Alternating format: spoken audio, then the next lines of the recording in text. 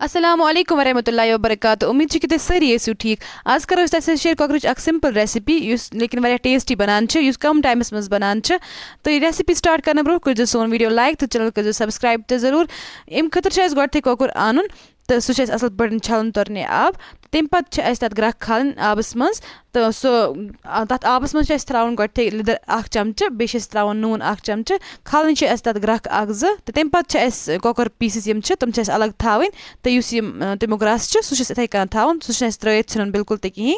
तो ये करो अस ब्रोकुन अत ऐड यतनस ते आब जरूरत आस तो तम पत छ अस तेल न्यून ये असल पड़न गरम गस तो अस थोड़ा बोड पाउंड बान नेमु तवे छ अत मस गॉड थे त्रेमिस सरी यम कोकुर बड़ बड़ पीसेस छ अस त्रै सरी एत मस एके साथ तो तम पत छ अस असल पड़न कोकुर पीसेस फ्राई करें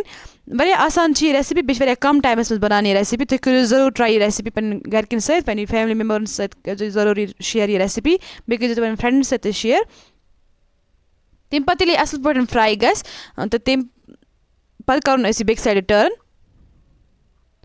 तो कि वो अमुक कलर कोत असल आ यह कोत असल पड़न फ्राई गो ये असल पड़न फ्राई गस तम पत करो यम बाकी कोकुर पीसेस तम ते करो अत मज ऐड तो असल पड़ करो तम ते फ्राई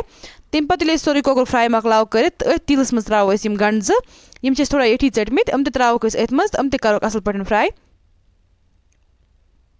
ये असल पड़न फ्राई गसन तो तुलोक थोद तो तम पत तुलो अत ओर तील ते थोद क्या अत गो ज्यादा तील त्रोमुत तो अत तुलो ओर तील थोद तो तम पत त्रो अत मज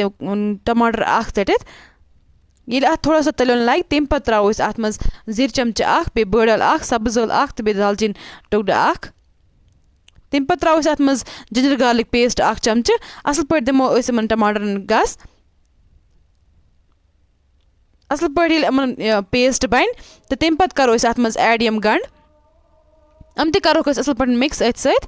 वारिया आसान छ ये रेसिपी तुम करो जरूर ट्राई पन घरकिन सहित बे वारिया कम टाइमस मज बनान छ कुछ साथ अचानक पोस्ट यवान तो तम साथ लगे तो ये रेसिपी जरूर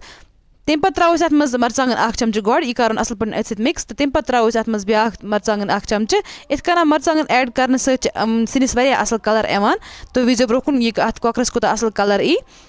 तो तम पत त्रो अत मज रस कोकुर रस यह त्रो अत मज 2 चमच तो बे त्रो चिकन मसाल अख चमच बे त्रो गरम मसाल अख चमच बे बदियान अख चमच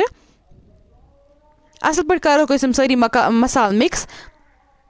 वारिया आसान छ रेसिपी तुम करो सन चैनल सब्सक्राइब तो जरूर वीडियो करो लाइक तो बे करो कमेंट तुम किस बासान सन रेसिपीज बे कत पे वुचान तुम सन रेसिपी